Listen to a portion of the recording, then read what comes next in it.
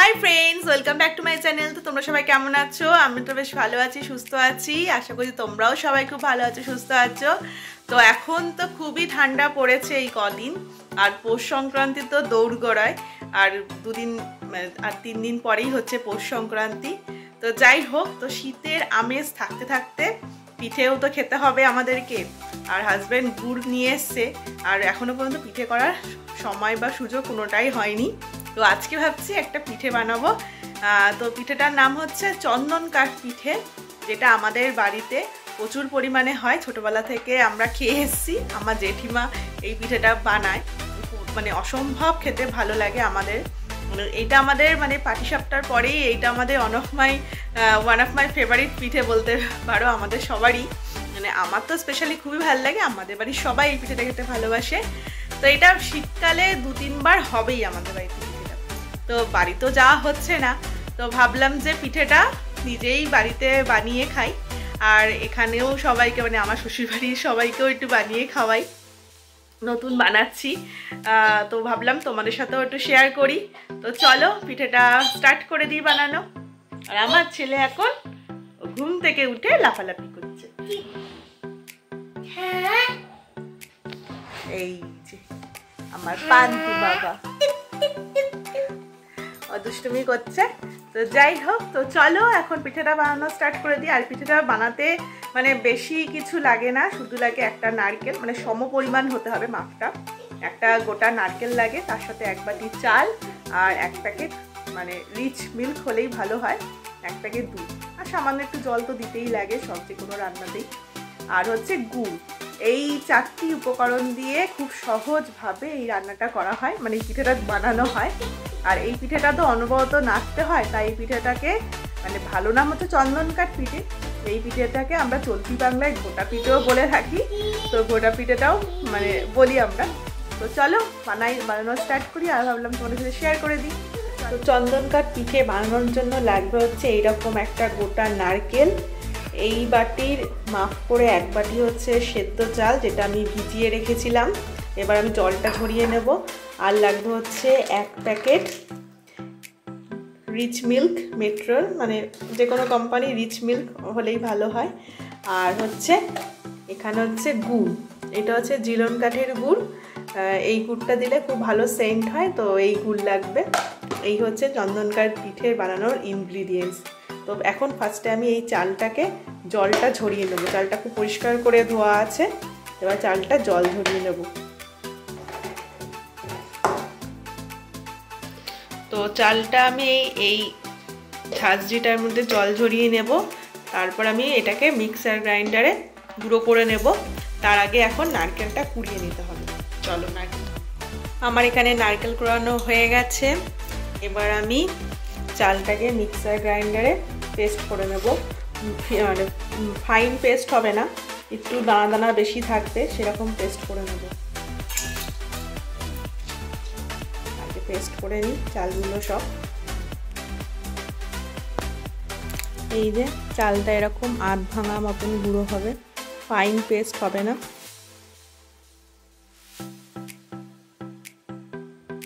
এইরকম আধ ভাঙা মতন। এখন সব কটা চাল একবারে গুঁড়ো করে নেব।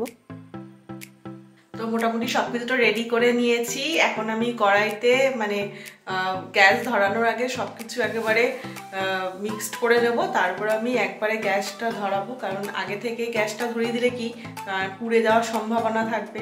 সেই জন্য সব কিছু ভালো করে মিক্সড করে নিয়ে তারপর আমি গ্যাসটা অন করবো। চলো আগে মিক্সড করে নিই। তো প্রথমে কড়াইতে দিয়ে দেবো হচ্ছে এই নারকেল কোড়াটা, পুরোটাই দিয়ে দেবো।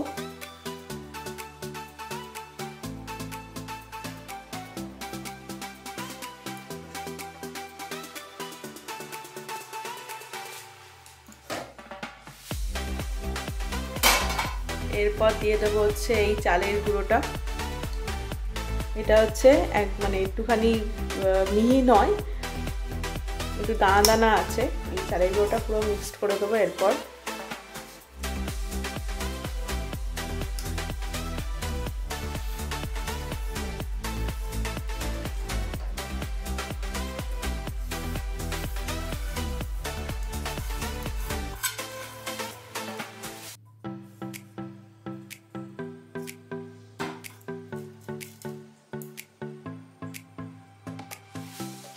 এরপর দিয়ে দেবো 1 প্যাকেট দুধ।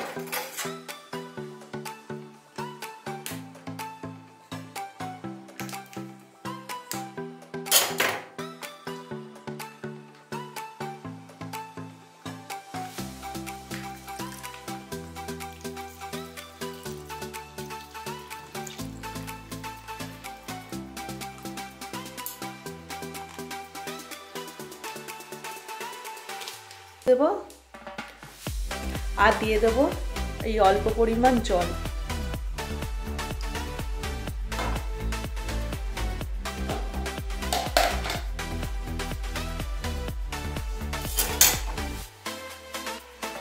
এবার দিয়ে দেবো হচ্ছে গুড়।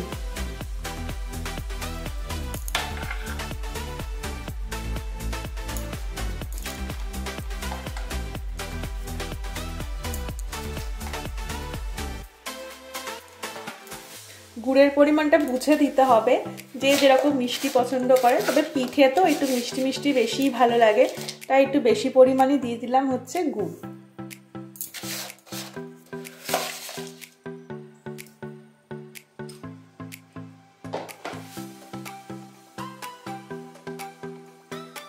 তো এবার এটাকে ভালো করে মিক্সড করে নেব, তারপর গ্যাসের ওভেনটা অন করব, যাতে দলা না থাকে কোনো কিছু। ভালো করে মিক্সড করে নেব।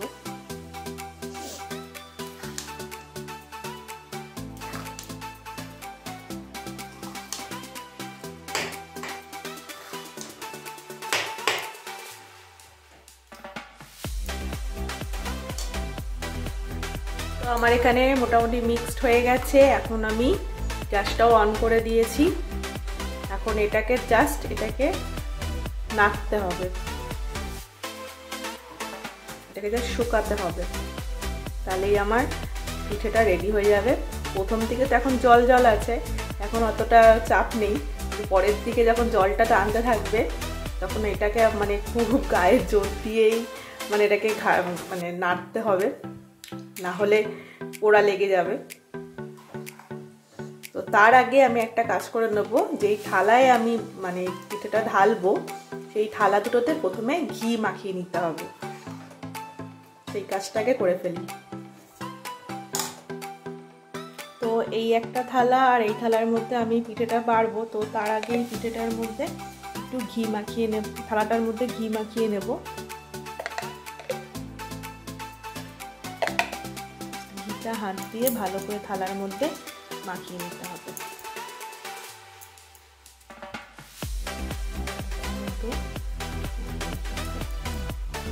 যাতে পিঠেটা কাটতে যাতে সুবিধা হয়। পিঠেটা যখন মানে শুকিয়ে যাবে, যখন ঠান্ডা হয়ে যাবে, তখন বড়তি করে কাটবো, যাতে কাটতে সুবিধা হয়। তাই জন্য একটু ঘি মাখিয়ে নিতে হবে। তো এই পিঠেটা তো সবে তো এখন চাপানো হলো, এটা অনবরত নাড়তে হবে, না হলে এটা নিচে পোড়া লেগে যাবে। তো পিঠেটা এখন ফুটতে শুরু করেছে, এখন অনবরত নাড়তে হবে, নালে এখনই পোড়া লাগার চান্স খুবই বেশি।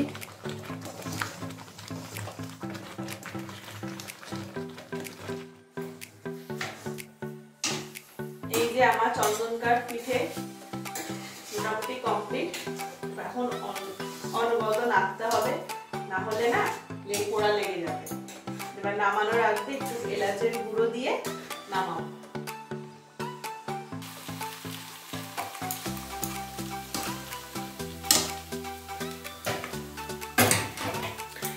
তো এবার এর মধ্যে দিয়ে দেবো হচ্ছে এলাচের গুঁড়ো। এর মধ্যে দিয়ে দেবো হচ্ছে এলাচের গুঁড়ো।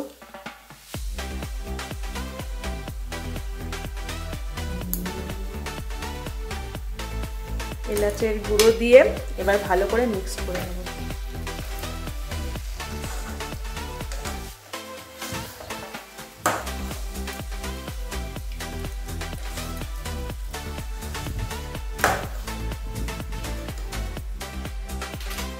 এবার এই থালার মধ্যে ঢেলে নেব একেবারে সমান করে।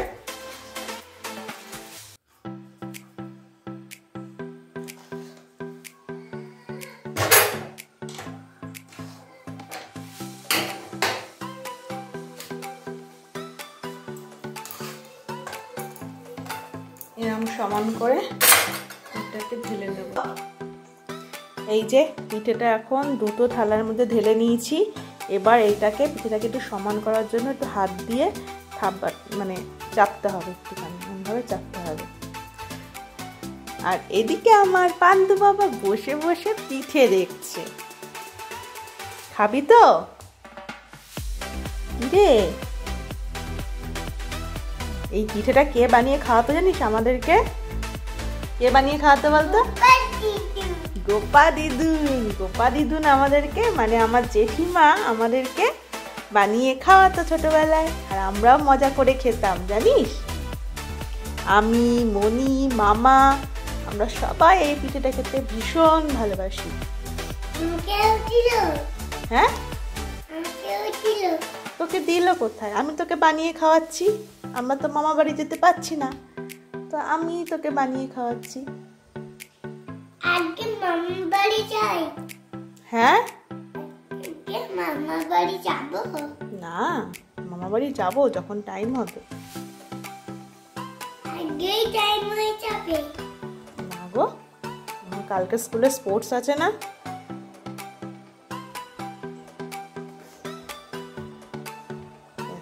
মোটামুটি সেট হয়ে গেছে। তো তৈরি হয়ে গেছে আমার চন্দন কাঠ পিঠে। এটাকে এবার ঠান্ডা করে নিয়ে বরফি করে কাটা হবে। এটা আগে ঠান্ডা হোক এখন। তো এখন ঠান্ডা হয়ে গেছে। এখন এটাকে এইরকম ভাবে কেটে নেব বরফি মতন করে।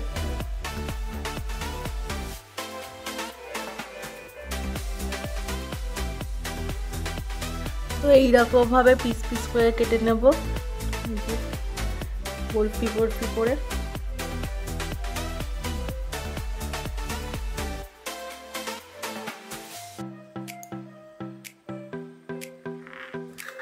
এরকম বরফি করে তুলে নেব এক একটা করে।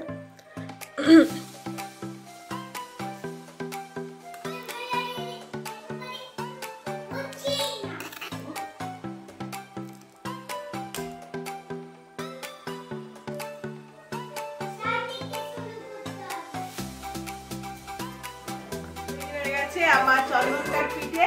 তো প্রথমে পিঠেটা তো বানিয়ে নিয়েছি, এবার পিস পিস করে কেটেও নিয়েছি বরফির মতন করে। তো এই পিঠেটা খেতে তো আমার ভীষণ ভালো লাগে, আশা করি তোমাদেরও ভালো লাগবে। রেসিপিটা অবশ্যই ট্রাই করো। তো এই ভিডিওটা যদি কিছু ভালো লেগে থাকে অবশ্যই লাইক করে দিও, কমেন্ট করে দিও, সাবস্ক্রাইব করে দিও। টাটা, বাই বাই, দেখা হচ্ছে নেক্সট ব্লগে।